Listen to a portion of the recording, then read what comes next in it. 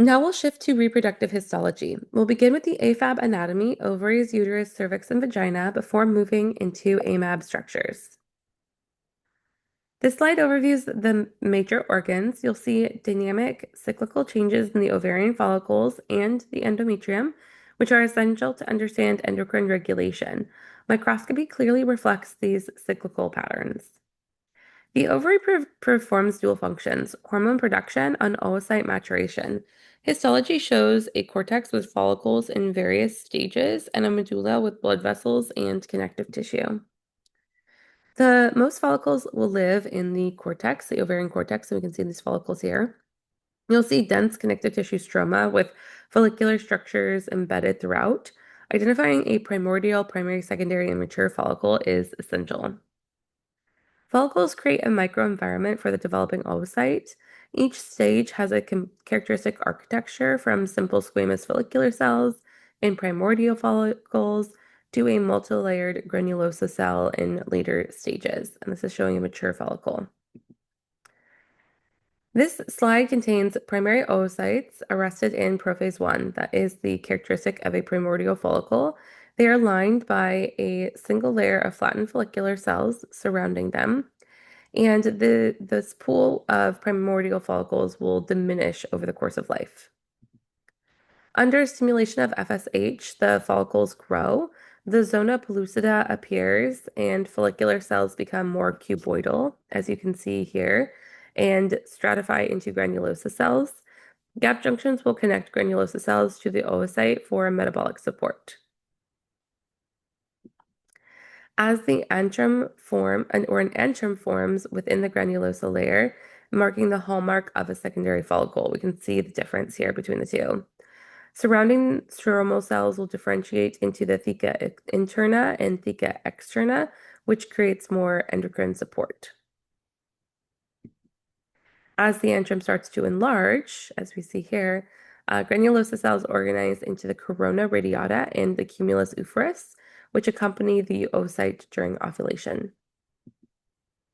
And this is the Graafian follicle or mature follicle. The antrum dominates, and the oocyte with its corona radiata is perched on the cumulus. This follicle is hormonally active and ready for rupture or ovulation. That's the mature follicle here. The corpus luteum occurs after ovulation. The ruptured follicle becomes the corpus luteum. Granulosa lutein and theca lutein cells produce progesterone and estrogen, which is critical for implantation. If fertilization does not occur, though, the corpus luteum involuates into a fibrous scar, the corpus albicans, and these pale hyalinized structures remain as evidence of previous cycles. In the uterus, the endometrium responds dramatically to hormonal shifts.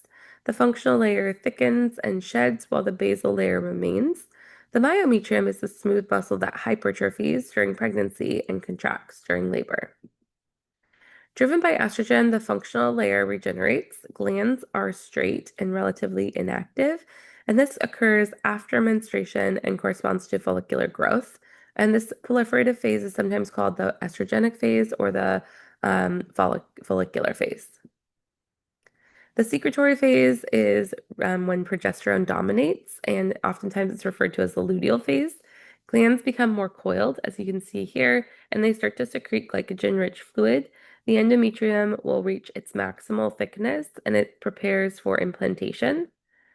But if implantation does not occur, hormone levels will fall, the spiral arteries will spasm and rupture, which leads to shedding of this functional layer, and then only the basal layer remains. The cervix has mucus-secreting glands that lubricate and protect the vagina, and during ovulation, mucus becomes really thick and watery to allow for sperm passage. This would be the face of the cervix here.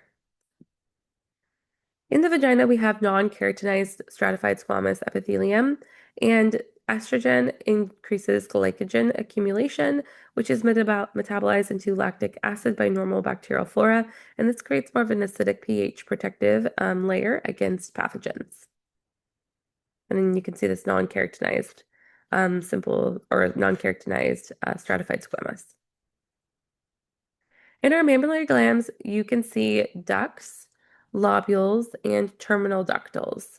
After pregnancy, the alveoli enlarge and actively secrete milk. Myoepithelial cells will contract under oxytocin influence during milk letdown.